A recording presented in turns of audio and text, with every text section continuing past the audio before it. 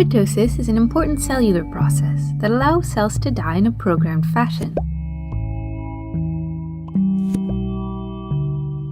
Apoptosis plays an essential role in growth and development, such as in the womb, where the fetal hand starts out as webbed, and fingers are formed through the programmed death of the cells in the web spaces. Apoptosis also plays an important role in removing faulty cells. For example, pathological apoptosis may be induced if cellular DNA is damaged beyond repair. In apoptosis, the cell is broken down from within by proteins called caspases. For apoptosis to occur, these caspases first need to be activated. Caspase activation can happen via two distinct pathways, called the extrinsic and intrinsic pathways. The first pathway is referred to as the extrinsic pathway because the initial signal comes from outside the cell. This pathway is often initiated by other cells, commonly by subsets of T lymphocytes. These lymphocytes have a surface molecule known as Fas ligand, or Fas-L for short.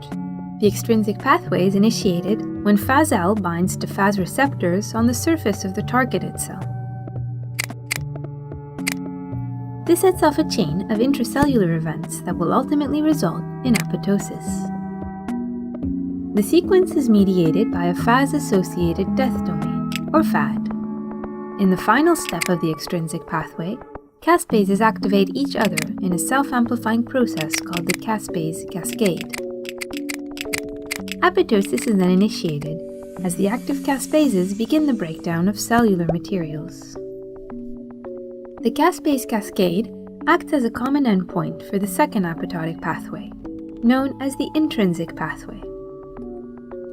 As its name suggests, the intrinsic pathway is initiated by signals from within the cell. This intrinsic pathway is regulated by maintaining a balance between two sets of proteins in the mitochondrial membrane: anti-apoptotic proteins, such as BCL2 and BCLX, and pro-apoptotic proteins, such as BAX and BAC. In a healthy cell, the anti-apoptotic proteins bind to the pro-apoptotic ones, thereby blocking their action. But if a cell is damaged, or if it stops receiving survival signals, BCL2 and BCLX are blocked in turn. BAX and BAC are then free to punch a series of channels in mitochondria, allowing mitochondrial substances, such as cytochrome C, to leak out into the cytoplasm.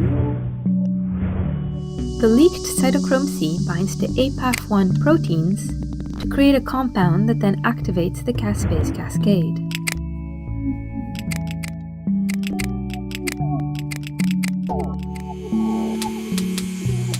Apoptosis plays a key role in growth, immune surveillance, and neoplastic development.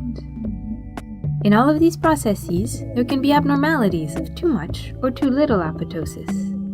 For instance, cancer cells survive and replicate because they are able to block apoptosis. Understanding the functioning of the extrinsic and intrinsic pathways, as well as of the caspase cascade, allows us to design targeted therapies based on better regulation of apoptosis.